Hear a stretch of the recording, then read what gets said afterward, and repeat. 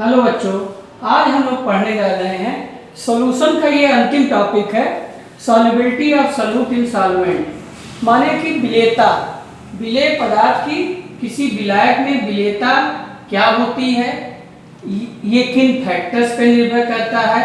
आज हम उन सब की चर्चा करेंगे और इस सॉल्यूट की सॉल्युबिलिटी के आधार पे विलयन कितने प्रकार का होता है। छोटी क्लासेज में सुना है सैचुरेटेड सॉल्यूशन, संतृप्त विलयन, असंतृप्त विलयन। आज एक प्रकार का और विलयन बताएंगे, सुपर सैचुरेटेड विलयन। इसके बाद यदि यह सॉल्यूट सॉलिड है तब विलेयता पे क्या प्रभाव पड़ता है, और यदि यह सॉल्यूट गैस है तो विलेयता पे क्या क्या प्रभाव पड़ता है, इन सब चीजों को आप सीखेंगे। उसके पहले सबसे सॉल्युबिलिटी।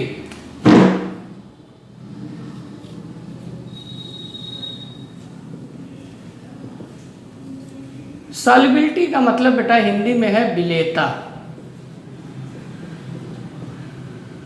जब भी आप सॉल्यूशन बनाते हैं तो दो चीज लेते हैं, solute plus solvent.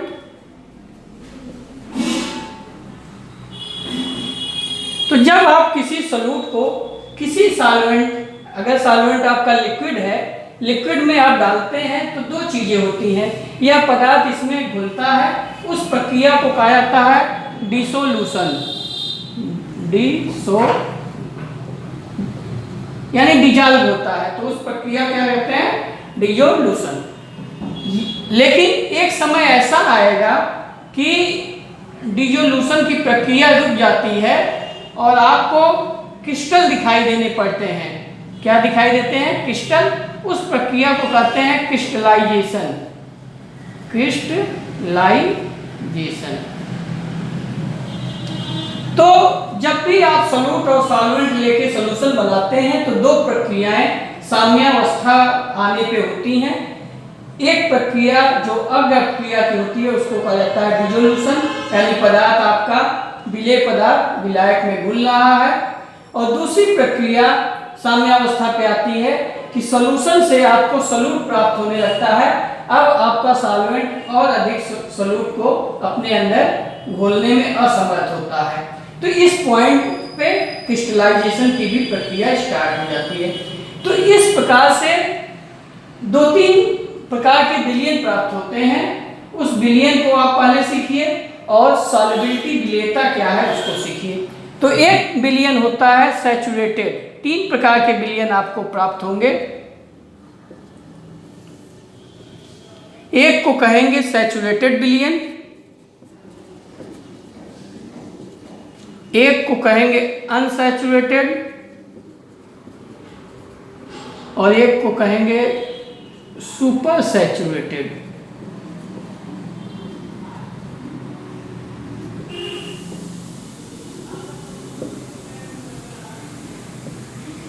Saturated solution का मतलब ये हुआ कि किसी निश्चित ताप पर यदि विलेय की और अधिक मात्रा विलायक में न घोली जा सके तो उस विलयन को हम कहते हैं कि हमारा विलयन जो प्राप्त होगा उस स्थिति में सैचुरेटेड विलयन है, यानी संतृप्त विलयन है।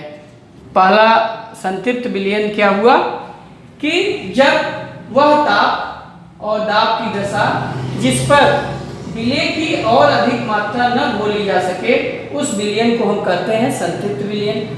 अनसैचुरेटेड नाम से स्पष्ट है, असंतृप्त, कि वह ताप और दाब की दशा जिस पर विलेय की और अधिक मात्रा विलायक में घोली जा सके उस विलयन को कहेंगे अनसैचुरेटेड विलयन। एक और टर्म है super saturated solution. Super saturated solution का मतलब कि सैचुरेटेड से भी ज्यादा विलेय की मात्रा घोली जा सके। तो दिए गए ताप और दाब की दशाओं में यदि सैचुरेटेड सॉल्यूशन से ज्यादा विलेय की मात्रा घोली गई हो तो उस सॉल्यूशन को हम कहेंगे सुपर सैचुरेटेड सॉल्यूशन। बेटा ये सुपर सैचुरेटेड सॉल्यूशन बनता कैसे है, जब आप ताप बढ़ा देते हैं और ताप बढ़ाएंगे तो विलेय की मात्रा घुलनशीलता उसकी बढ़ जाएगी, और पुनः ताप ठंडा कर देंगे तो वह क्रिस्टलाइजेशन के रूप में नहीं आ पाता, क्योंकि क्रिस्टलाइजेशन की प्रक्रिया धीमे होती है। तब उस स्थिति में हमको सुपर सैचुरेटेड सॉल्यूशन प्राप्त होता है। अब आइए विलेयता क्या है।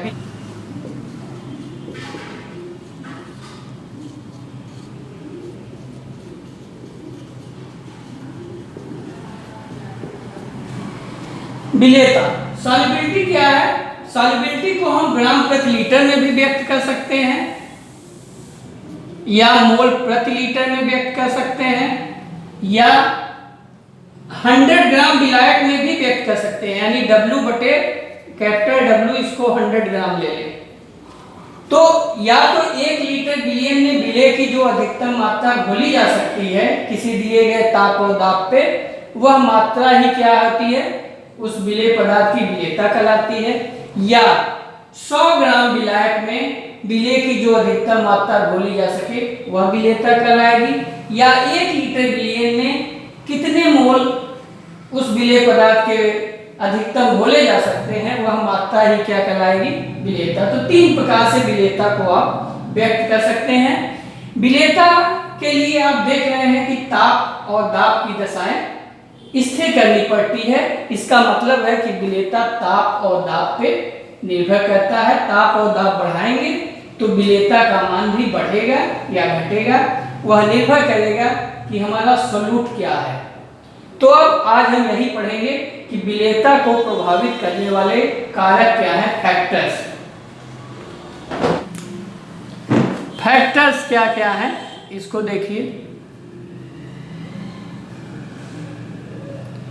हम आज फैक्टर्स में सोल्यूट के रूप में 2 चीजें ले रहे हैं, या तो सॉलिड है या तो गैस है, और सॉल्वेंट के रूप में हम लेते हैं लिक्विड डाल ले रहे हैं। तो देखिए फैक्टर्स जिसपे कि सॉल्युबिलिटी निर्भर करती है, पहला फैक्टर्स है nature of solute and solvent. Solute और सॉल्वेंट के नेचर पे, nature of solute and solvent. ये हमारा पहला सॉलिड है और यहाँ पे क्या है? गैस है। ये सोल्यूट है सॉलिड और यहाँ पे गैस, और ये दोनों लिक्विड में हैं। तो सॉलिड यदि लिक्विड में डिजॉल्व होता है तो एक टर्म आप पढ़े हैं लाइक डिजॉल्व लाइक, यानी जिस नेचर का लिक्विड होगा यदि उस नेचर का हमारा सॉलिड पदार्थ है तो वह आसानी से विलेय हो जाता है। यानी पोलर सॉल्वेंट में पोलर सॉलिड आसानी से विलेय होगा और नॉन पोलर सॉल्वेंट में नॉन पोलर सॉलिड आसानी से विलेय होगा।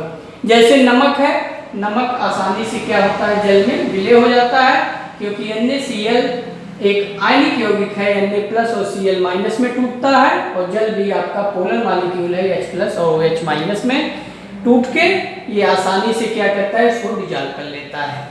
तो nature of solute and solvent. Solid में विलेयता क्या होगी वह नेचर पे निर्भर करेगा।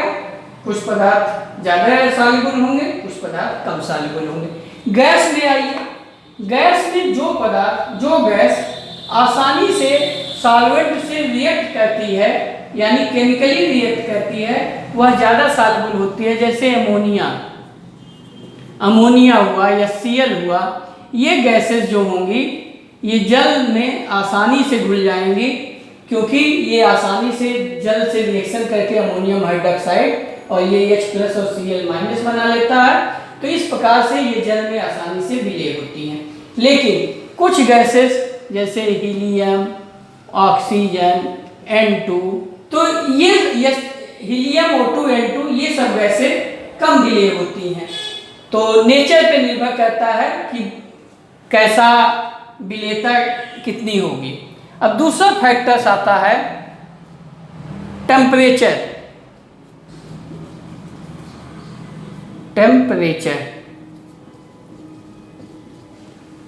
टेम्परेचर पे कैसे निर्भर करता है? जब आप सॉलिड को सॉल्वेंट में आप डिजॉल्व करते हैं तो या तो यह एक्सोथर्मिक होगी या तो एंडोथर्मिक।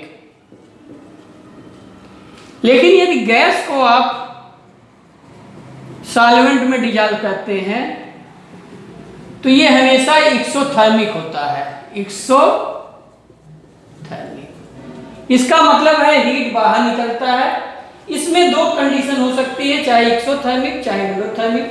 तो जब एक्सोथर्मिक रिएक्शन होगा तो जब आप टेम्परेचर बढ़ाएंगे तो सॉलिड पदार्थ की सॉल्युबिलिटी घट जाएगी। ला-साल्टेनियन नियम क्या है कि यदि कोई सिस्टम साम्यावस्था में है और यदि हम उस पर कोई डिस्टर्बेंस बाय लगाते हैं तो सिस्टम उस दिशा की तरफ शिफ्ट होता है जिधर उसका प्रभाव नगण्य हो। तो अग्र क्रिया में एक्सोथर्मिक रिएक्शन है, यानी टेम्परेचर की आवश्यकता नहीं है, यानी सॉल्यूशन बनने में टेम्परेचर की आवश्यकता नहीं है। यदि हम टेम्परेचर बढ़ाएंगे तो वापस क्रिया की ओर बैक हो जाएगा, यानी उसकी सॉल्युबिलिटी घट जाएगी। उसी प्रकार से गैस और सॉल्वेंट चूंकि सभी एक्सोथर्मिक रिएक्शन होते हैं, तो यदि हम टेम्परेचर बढ़ाएंगे तो प्रायः सभी गैसों की सॉल्युबिलिटी क्या होती है, घट जाती है। इसके साथ साथ एक और भी कारण है कि गैस की काइनेटिक एनर्जी टेम्परेचर बढ़ाने पे बढ़ जाएगी, तो गैस जो है विलायक में से एनर्जी ज़्यादा होने पे उस सतह को छोड़ के बाहर चला आएगा और इससे उसकी सॉल्युबिलिटी क्या होगी, घट जाएगी। सॉलिड चूंकि एंडोथर्मिक रिएक्शन भी होते हैं, तो जिन रिएक्शन में उष्मा की आवश्यकता होती है उसमें आप ताप बढ़ाएंगे तो उसकी सॉल्युबिलिटी उन पदार्थों की विलायक में सॉल्युबिलिटी क्या होगी, बढ़ेगी। तो ये दूसरा पॉइंट है।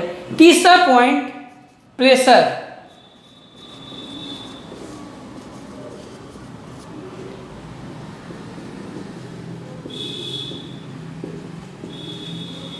प्रेशर का प्रभाव, चूंकि इधर सॉलिड और लिक्विड है, सॉलिड और लिक्विड है, और इधर जो है गैस है प्लस लिक्विड, तो गैस पे प्रेशर का प्रभाव पड़ता है, सॉलिड और लिक्विड पे प्रेशर का प्रभाव नहीं पड़ता। तो सॉलिड मटेरियल जब लिक्विड में डिजॉल्व होता है तो प्रेशर बढ़ाने घटाने पे उसकी सॉल्युबिलिटी पे कोई प्रभाव नहीं पड़ता। लेकिन यदि गैस मटेरियल विलायक में विलय किया जा रहा है तो प्रेशर बढ़ाने पे उसकी जो सॉल्युबिलिटी है वह बढ़ जाती है।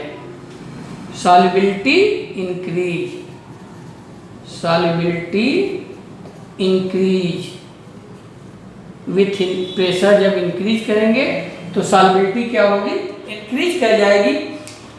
इसी चीज का अध्ययन हेनरी महोदय ने विस्तार पूर्वक किया था।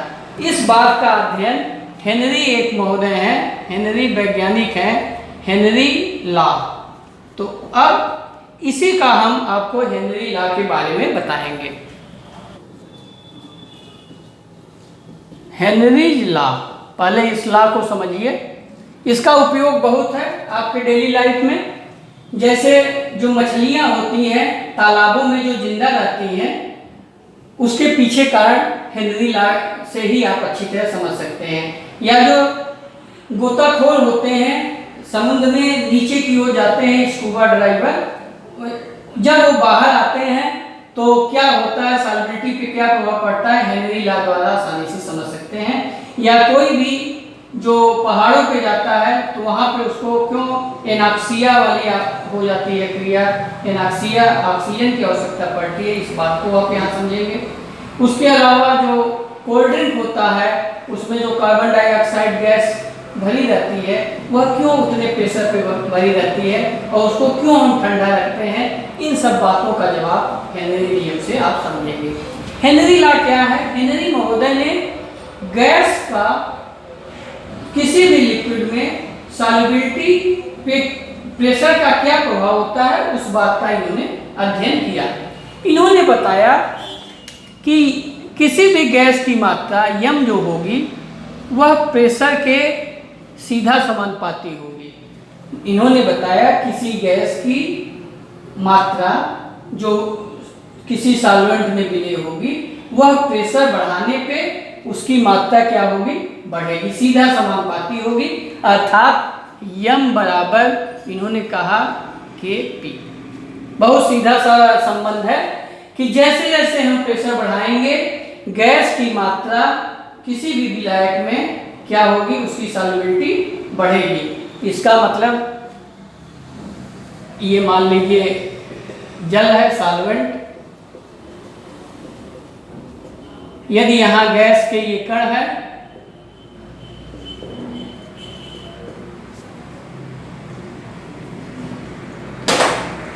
तो गैस के कण मान लीजिए ये है, तो जैसे जैसे हम प्रेशर ऊपर बढ़ाएंगे, P का मान बढ़ाएंगे प्रेशर, तो यहाँ कण अधिक आएंगे और इनकी सॉल्युबिलिटी क्या होगी, बढ़ेगी। इस बात को हेनरी महोदय ने बताया था। इसके अलावा इसी समय डाल्टन महोदय इंडिपेंडेंटली माने स्वतंत्र रूप से गैस पे अपना काम कर रहे थे। उन्होंने बताया कि किसी गैस का किसी भी विलायक में जो सॉल्युबिलिटी होती है वह उसके मोल फ्रैक्शन पे निर्भर करती है। अर्थात जो ये पदार्थ इसमें गैस इसमें घुला है, यदि उसके मोल फ्रैक्शन यक्स हो, तो इन्होंने कहा यक्स जो सॉल्युबल होगा वह डायरेक्टली प्रोपोर्शनल होगा इस पे इसके ऊपर लगे हुए प्रेशर के समानुपाती होगा। अर्थात आप उल्टा भी कह सकते हैं कि प्रेशर जो है डायरेक्टली प्रोपोर्शनल एक्स। तो P बराबर आप लिख सकते हैं KH इंटू एक्स। ये इसी को हेनरी कांस्टेंट कहते हैं, हेनरी कांस्टेंट। तो आप यहां से देख रहे हैं कि यक्स का मान और KH का मान प्रेशर पे निर्भर करता है। यानी ये KH जो है, जो सॉल्वेंट लिया जाता है, उसके हिसाब से बदलता रहता है। किसी एक लिक्विड के लिए KH का मान स्थिर होता है, तो यदि KH का मान ज़्यादा होगा तो यक्स का मान कम होगा। क्यों? क्योंकि यक्स बराबर है P/KH। तो KH का मान जैसे जैसे कम होगा उसमें विलेय गैस की मात्रा क्या होगी, ज़्यादा होगी। मोल फ्रैक्शन ज़्यादा होगा तो विलेय गैस की मात्रा ज़्यादा होगी। तो इस प्रकार से इन्होंने बताया कि गैस की मात्रा किसी भी सॉल्वेंट में जो डिजॉल्व होती है वह दो बातों पर निर्भर करती है। एक तो है कि कितने प्रेशर पे उस गैस को उस लिक्विड में डिजॉल्व किया जा रहा है, और दूसरा उस लिक्विड के कांस्टेंट पे निर्भर करती है। तो इसको हम नहीं बदल सकते। KH का मान हम लिक्विड के लिए कांस्टेंट है, यह टेम्परेचर के साथ बदलता है बेटा, लेकिन उस तरह हम इसमें बदलाव नहीं कर सकते। तो हम P को बढ़ा और घटा सकते हैं, जिसकी सहायता से किसी भी सॉल्वेंट में गैस की मात्रा को बढ़ा और घटा सकते हैं। ऐसा हम जब कोल्ड ड्रिंक में कार्बन डाइऑक्साइड को विलय कराते हैं तो ज़्यादा प्रेशर पे इसीलिए भरते हैं और उसको ठंडा रखते हैं ताकि उसकी सॉल्युबिलिटी क्या है, CO2 की उस कोका कोला में बनी रहे। यदि आप उसको टेम्परेचर उसका बढ़ा दें या उसको आप झटके से हिला देते हैं तो कार्बन डाइऑक्साइड क्या होती है, बाहर आ जाती है।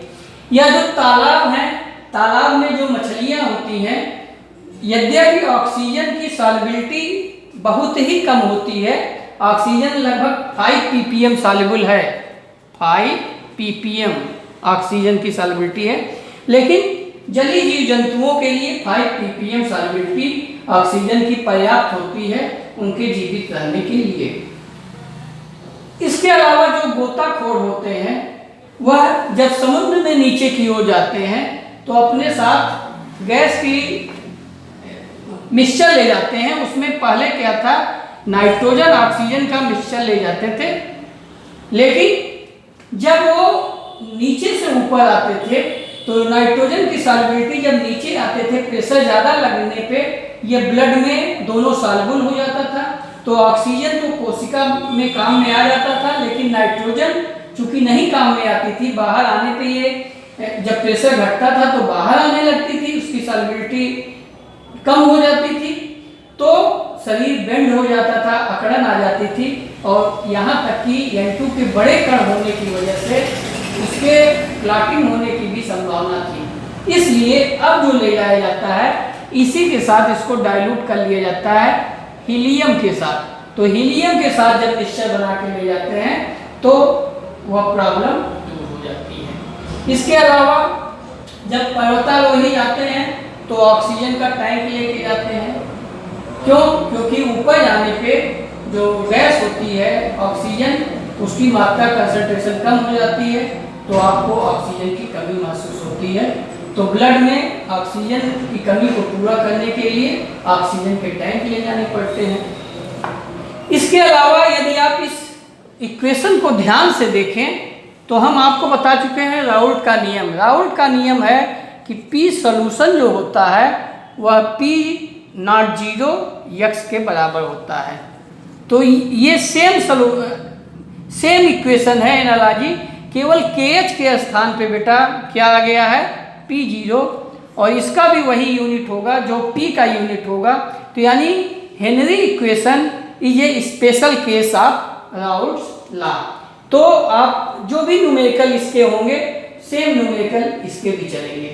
तो इस प्रकार से बेटा हमने आपको जो अंतिम टॉपिक था solubility of gas in any liquid हमने आपको विस्तार पूर्वक बताया। अब इस पे आप छोटे छोटे न्यूमेरिकल कर सकते हैं, और यदि आपको मेरी सब बातें समझ में आई हो तो लाइक और सब्सक्राइब करना ना भूलें, ताकि अगला वीडियो प्राप्त होते ही आपको मैसेज मिल जाया करे। और इसके बाद जो अगला चैप्टर है वह बहुत ही अच्छा चैप्टर है, मैथमेटिकल है, केमिकल काइनेटिक्स, रासायनिक बलगति, उसको हम पढ़ाएंगे। आप जब भी इन सब चीज़ों को पढ़ते रहिए तो नोटबुक अपने पास रखिए और महत्वपूर्ण चीज़ों को नोट करते हुए चलिए। धन्यवाद।